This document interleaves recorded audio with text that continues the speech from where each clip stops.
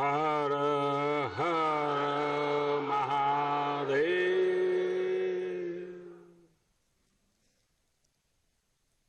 कार्यक्रम में मेरे साथ उपस्थित उत्तर प्रदेश की राज्यपाल श्रीमती आनंदीबेन पटेल, ऊर्जावान और लोकप्रिय मुख्यमंत्री श्रीमान योगी आदित्यनाथ जी, भारत में जापान के एम्बेसडर श्रीमान सुजुकी सातोशी जी, संसद में मेरे सहयोगी राधा मोहन सिंह जी, काशी के सभी प्रबुद्धजन और सम्मानित साथियों, अभी अपने पिछले कार्यक्रम में मैंने काशीवासियों से कहा था कि इस बार काफी लंबे समय बाद आपके बीच आने का सौभाग्य मिला, लेकिन बनारस का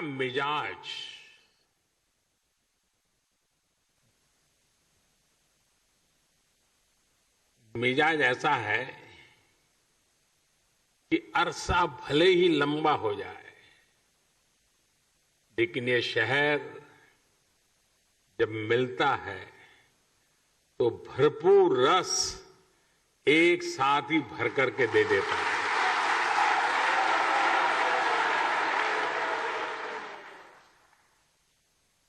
अब आप देखिए, भले दिन ज्यादा हो गए हों, लेकिन जब काशी ने बुलाया तो बनारस वासियों ने एक साथ इतने विकास कामों की झड़ी लगा दी। एक तरह से आज महादेव के आशीर्वाद से काशीवासियों ने विकास की गंगा बहा दी है। आज ही सैकड़ों करोड़ की अनेक योजनाओं का लोकार्पण और शिलान्यास हुआ, और अब ये रुद्राक्ष कन्वेंशन सेंटर, काशी का प्राचीन वैभव अपने आधुनिक स्वरूप यानी एक प्रकार से आधुनिक स्वरूप में अस्तित्व में आ रहा है। काशी के बारे में तो कहते ही हैं कि बाबा की ये नगरी कभी थमती नहीं, कभी थकती नहीं, कभी रुकती नहीं। विकास की इस नई ऊंचाई ने काशी के स्वभाव को एक बार फिर सिद्ध कर दिया है। कोरोना काल में जब दुनिया ठहर सी गई, तब काशी संयमित तो हुई, अनुशासित भी हुई, लेकिन सृजन और विकास की धारा अविरल बहती रही।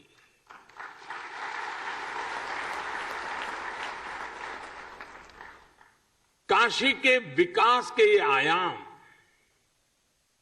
ये international cooperation and convention centre Rudraksh आज इसी रचनात्मकता का, इसी गतिशीलता का परिणाम है।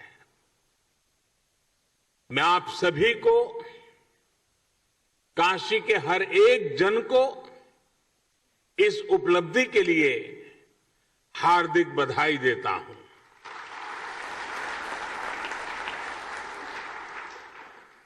विशेष रूप से मैं भारत के परम मित्र जापान को, जापान के लोगों को, प्राइम मिनिस्टर श्री सुगा योशिहिदे को और एम्बेसडर श्री सुजुकी सातोशी जी को बहुत बहुत धन्यवाद देता हूं। और अभी हमें प्रधानमंत्री जी का वीडियो संदेश भी देखा। उनके आत्मीय प्रयासों से काशी को ये उपहार मिला है। प्राइम मिनिस्टर श्री सुगा योशिहिदे उस समय चीफ कैबिनेट सेक्रेटरी थे। तब से लेकर पीएम की भूमिका तक लगातार वो इस प्रोजेक्ट में व्यक्तिगत रूप से इन्वॉल्व रहे। भारत के प्रति उनके इस अपनेपन के लिए हर एक देशवासी उनका आभारी है।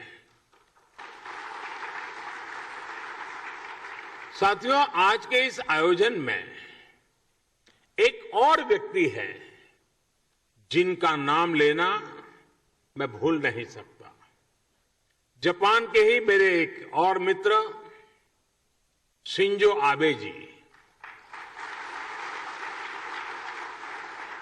मुझे याद है शिंजो आबे जी जब प्रधानमंत्री के तौर पर काशी आए थे तो रुद्राक्ष के आइडिया पर उनसे मेरी लंबी चर्चा हुई थी।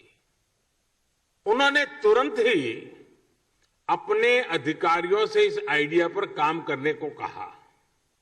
इसके बाद जापान का जो कल्चर है, उनका गुण है, चर परिचित, उनकी विशेषता है परफेक्शन और प्लानिंग।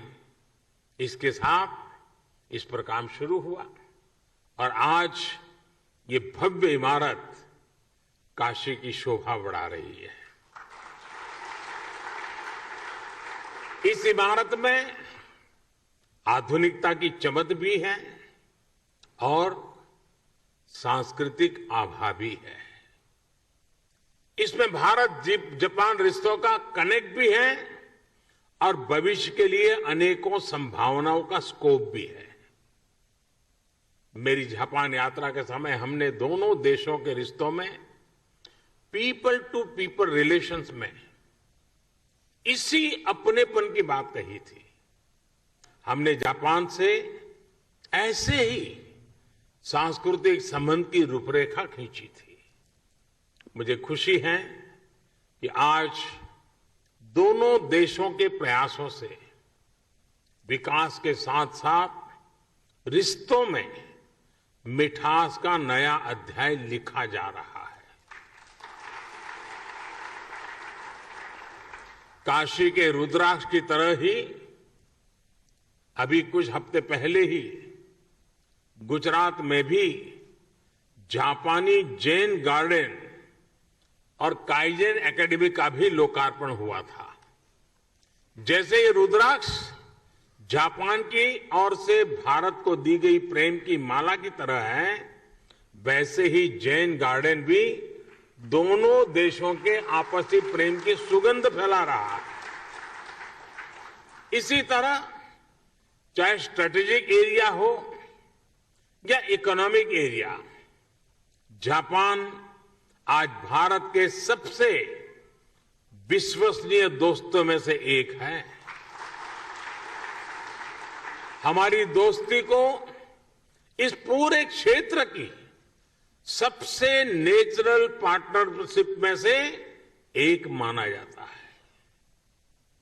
आधुनिक इंफ्रास्ट्रक्चर और विकास को लेकर भी कई अहम और सबसे बड़े प्रोजेक्ट्स में जापान हमारा साझीदार है। Mumbai Ahmedabad high speed rail हो, दिल्ली मुंबई इंडस्ट्रियल कॉरिडोर हो या डेडिकेटेड फ्रेट कॉरिडोर हो, जापान के सहयोग से बन रहे ये प्रोजेक्ट न्यू इंडिया की ताकत बनने वाले हैं। साथियों, भारत और जापान की सोच है कि हमारा विकास हमारे उल्लास के साथ जुड़ा होना चाहिए। ये विकास सर्वमुखी होना चाहिए, सबके लिए होना चाहिए और सबको जोड़ने वाला होना चाहिए। हमारे पुराणों में कहा गया है, तत्र अश्रु बिंदु तो जाता महारुद्राक्ष वृक्षकाहा। मम आज्ञया महासेन सर्वेषां हित काम्या, अर्थात सबके हित के लिए, सबके कल्याण के लिए भगवान शिव की आंख से गिरी अश्रु बूंद के रूप में रुद्राक्ष प्रकट हुआ। शिव तो सबके हैं, उनकी अश्रु बूंद मानव मात्र के लिए स्नेह का, प्रेम का प्रतीक ही तो है। इसी तरह ये इंटरनेशनल कन्वेंशन सेंटर रुद्राक्ष भी पूरी दुनिया को आपसी प्रेम, कला और संस्कृति के जरिए जोड़ने का एक माध्यम बनेगा। और काशी का तो बात ही क्या, काशी तो वैसे भी दुनिया का सबसे प्राचीन जीवंत शहर है। शिव से लेकर सारनाथ में भगवान बुद्ध तक काशी ने अध्यात्म के साथ साथ कला और संस्कृति को सदियों से संजो कर रखा है। आज के समय में भी तबला में बनारस बाज की शैली हो, ठुमरी, दादरा, ख्याल, टप्पा और ध्रुपद हो, धमार, कजरी, चैती, होरी जैसी बनारस की चर्चित और विख्यात गायन शैलियां हो, सारंगी और पखावज हो या शहनाई हो, मेरे बनारस के तो रोम रोम से गीत, संगीत और कला झरती है। यहां गंगा के घाटों पर कितनी ही कलाएं विकसित हुई हैं, ज्ञान शिखर तक पहुंचा है और मानवता से जुड़े कितने गंभीर चिंतन इस मिट्टी में हुए हैं।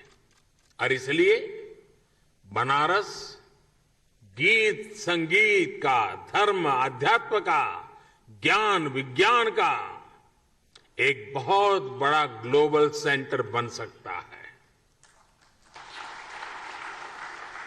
साथियों, बौद्धिक विमर्शों के लिए, बड़ी सेमिनार्स और कल्चरल इवेंट्स के लिए बनारस अपने आप में एक आइडियल लोकेशन है।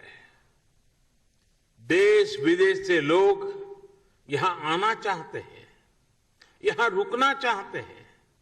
ऐसे में अगर यहां इसी तरह की इवेंट्स के लिए सुविधा मिलेगी, इंफ्रास्ट्रक्चर होगा, तो स्वाभाविक है बड़ी संख्या में कला जगत के लोग बनारस को प्राथमिकता देंगे। रुद्राक्ष इन्हीं संभावनाओं को आने वाले दिनों में साकार करेगा। देश विदेश से कल्चरल एक्सचेंज का एक सेंटर बनेगा। उदाहरण के तौर पर बनारस में जो कवि सम्मेलन होते हैं, उनके फैन पूरे देश में और दुनिया में हैं। आने वाले समय में इन कवि सम्मेलनों को वैश्विक प्रारूप में इस सेंटर में आयोजित किया जा सकता है। यहां 1200 लोगों के बैठने की व्यवस्था के साथ सभागार और सम्मेलन केंद्र भी हैं, पार्किंग सुविधा भी है और दिव्यांगजन के लिए भी विशेष इंतजाम है। इसी तरह पिछले 6-7 सालों में बनारस के हैंडीक्राफ्ट और शिल्प को भी प्रमोट करने, मजबूत करने की दिशा में काफी काम हुआ है। इससे बनारसी सिल्क और बनारसी शिल्प को फिर से नई पहचान मिल रही है। यहां व्यापारिक गतिविधियां भी बढ़ रही है। रुद्राक्ष इन गतिविधियों को भी बढ़ाने में मदद करेगा। इस इंफ्रास्ट्रक्चर का कई तरह से बिजनेस एक्टिविटीज में इस्तेमाल किया जा सकता है। साथियों, भगवान विश्वनाथ ने तो खुद ही कहा है, सर्व क्षेत्रेषु भूपुष्ठे काशी क्षेत्रम चमे वपुः, अर्थात काशी का तो पूरा क्षेत्र ही मेरा स्वरूप है। काशी तो साक्षात शिव ही है। अब जब पिछले 7 सालों में इतनी सारी विकास परियोजनाओं से काशी का श्रृंगार हो रहा है, तो ये श्रृंगार बिना रुद्राक्ष को कैसे पूरा हो सकता था। अब जब ये रुद्राक्ष काशी ने धारण कर लिया है, तो काशी का विकास और ज्यादा चमकेगा और ज्यादा काशी की शोभा बढ़ेगी। अब ये काशी वासियों की जिम्मेदारी है। मैं आप सबसे विशेष आग्रह भी करता हूं कि रुद्राक्ष की शक्ति का पूरा उपयोग आपको करना है। काशी के सांस्कृतिक सौंदर्य को, काशी की प्रतिभाओं को इस सेंटर से जोड़ना है। आप जब इस दिशा में काम करेंगे तो आप काशी के साथ पूरे देश को और दुनिया को भी जोड़ेंगे। जैसे जैसे ये सेंटर सक्रिय होगा, इसके जरिए भारत जापान के रिश्तों में, उस रिश्तों को भी दुनिया में एक नई पहचान मिलेगी। मुझे पूरा विश्वास है, महादेव के आशीर्वाद से आने वाले दिनों में ये सेंटर काशी की एक नई पहचान बनेगा, काशी के विकास को नई गति देगा। इन्हीं शुभकामनाओं के साथ मैं अपनी बात को समाप्त करता हूं। मैं फिर एक बार जापान सरकार का, जापान के प्रधानमंत्री जी का विशेष रूप से आभार व्यक्त करता हूं और बाबा को यही प्रार्थना करता हूं, आप सबको स्वस्थ रखें, खुश रखें, सजग रखें और कोरोना के सारे प्रोटोकॉल का पालन करने की आदत बनाए रखें। आप सबका बहुत बहुत धन्यवाद। हर हर महादेव। धन्यवाद।